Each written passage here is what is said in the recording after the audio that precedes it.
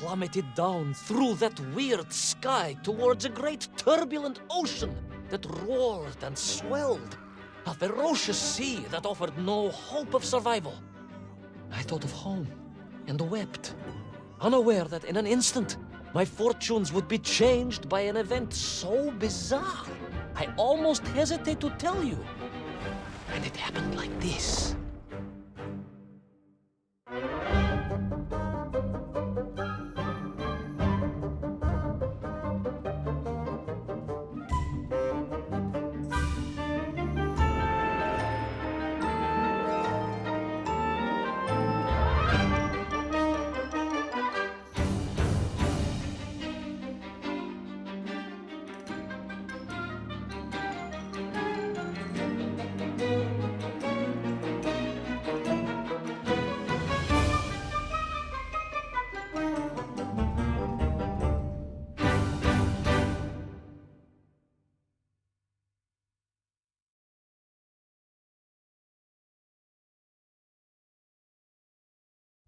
A giant whale? It was huge, General. You were swallowed by a giant whale. Yes, General. You look remarkably well for a man who was swallowed by a whale. I am blessed with a strong constitution, General.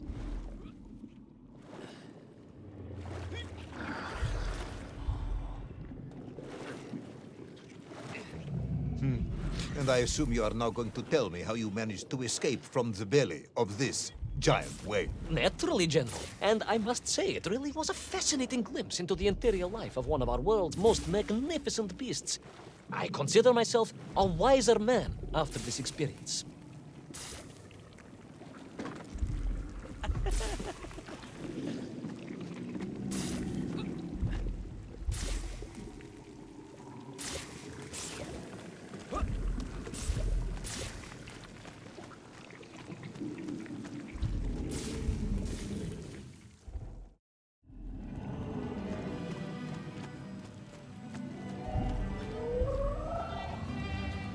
It was an extraordinary place, General. I could perhaps deliver a lecture on the subject to Moscow University's Zoological Society, if you like. I only want to help. The Moscow University Zoological Society has, I suspect, better things to do than listen to the ramblings of a man who claims he was swallowed by a whale.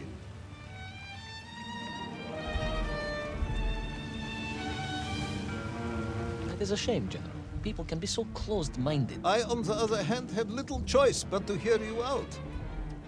For your own sake, Ivan Ivanovich, I must urge you to be brief. Absolutely, General. I will tell you directly of my miraculous escape from the belly of the whale. You simply won't believe what happened next. That is becoming a dangerously overused phrase, comrade.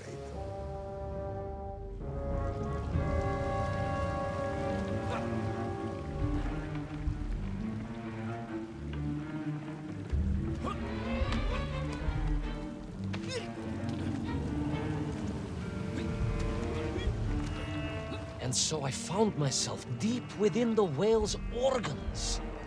A strangely beautiful place. A sort of fleshy wonderland. A glade of polyps and globules.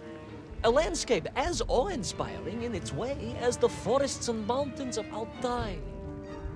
Oh, my home, General, that I yearned and longed for and only hoped, as I hope now, that I might one day see again. I think we're all longing for home at this point. Oh, with warm slippers, a mug of steaming Spitzin, and a roaring fire. Not far from home, trapped inside a monstrous fish with only the strange and evil-looking worms that infested its gut for company. With only one's dedication to one's country and mission to keep one from falling into despair. But no, General, I could not. I had to escape, to find little Orpheus and my way back to the surface and home.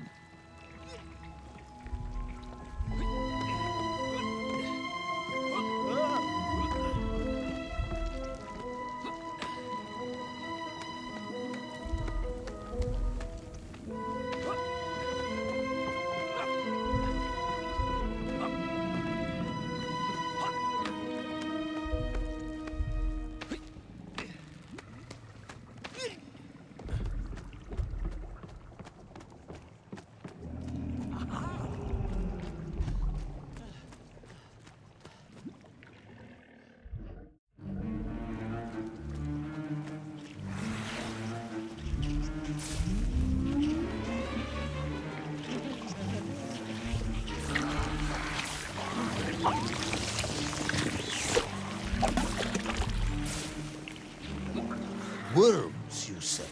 Living inside the whale? Oh, they were horrid things, those worms, General.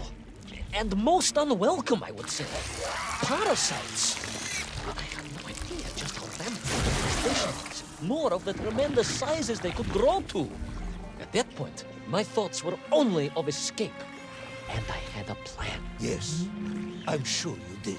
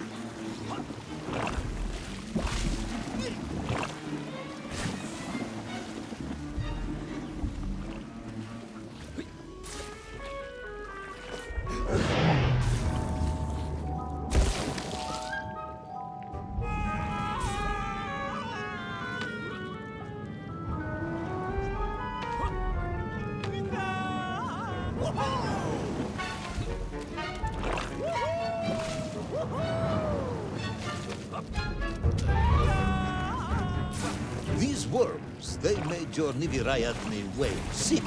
Wherever they attached themselves, the flesh began to turn gray and die. It was a truly distressing sight. I resolved myself to assist the whale by removing the leeches wherever I could find them during my escape.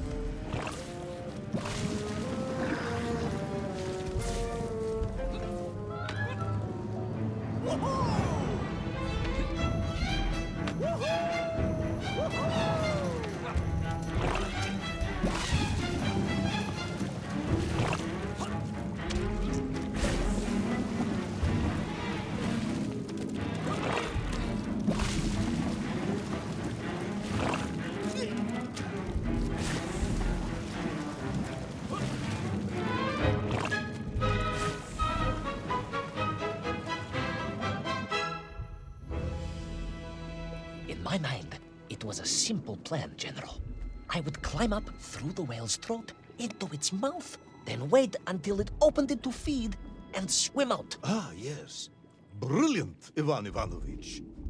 Only one or two minor flaws with it. For example, did it not occur to you that the whale would likely be deep underwater when it ate? Вы правы, General, but I am a strong swimmer. As a child, my parents would take us to holiday near Irkutsk, where we took constitutionals in the waters of Lake Baikal. In fact, my mother often called me her маленький морской котик.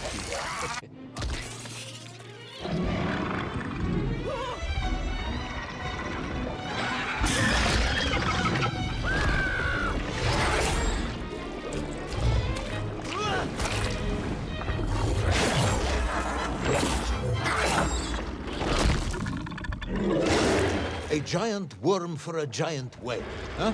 At the risk of repeating myself, it was huge, General. The Moscow University Zoological Society may be interested after all. Let us take a moment, Ivan Ivanovich. Your ridiculous plan to escape through the mouth of the whale failing, you would now have me believe you had embarked on some misguided crusade to free it of the worm infestation. To what end, exactly? When one suffers, we all suffer, General.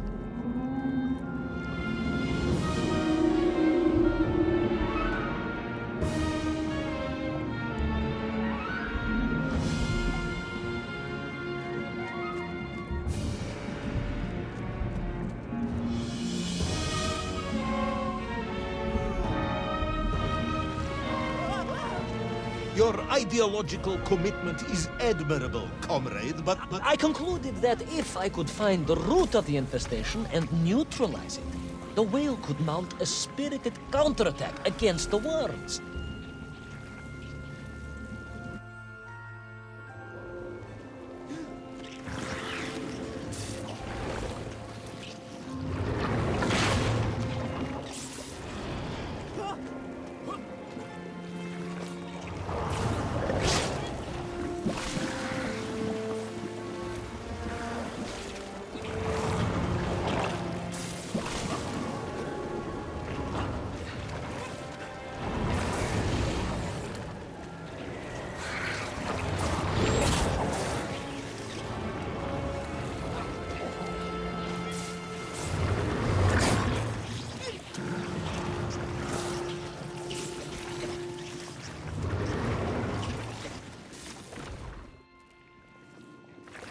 And then, victorious, the whale would surface to expel the remaining poisonous muck and slime from its body.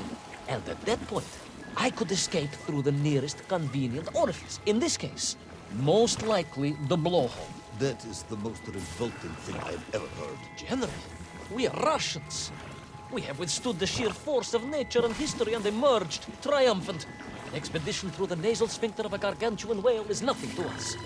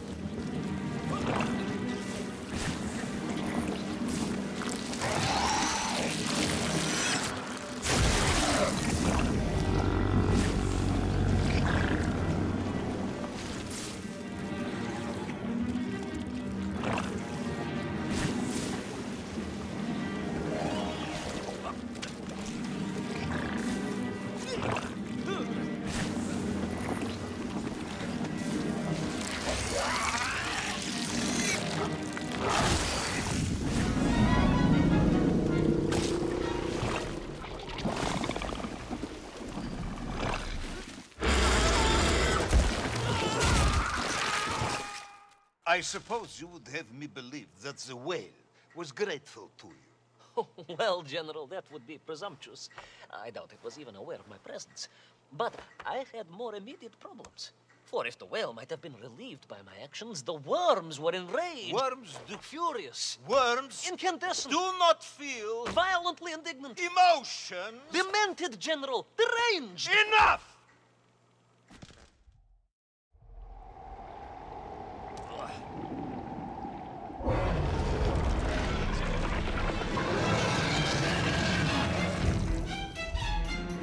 Where is little Orpheus? Where is my bomb? Unless you are trying to tell me the whale smoked that as well. No, it is not, General. That would be absurd.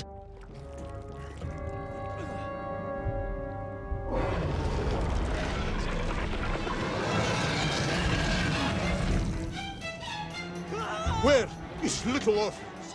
Where is my bomb? Unless you are trying to tell me the whale smoked that as well. No, it did not, General. That would be absurd. No, Ivan Ivanovich, you are absurd. Your story is absurd. This whole ridiculous fairy tale is absurd.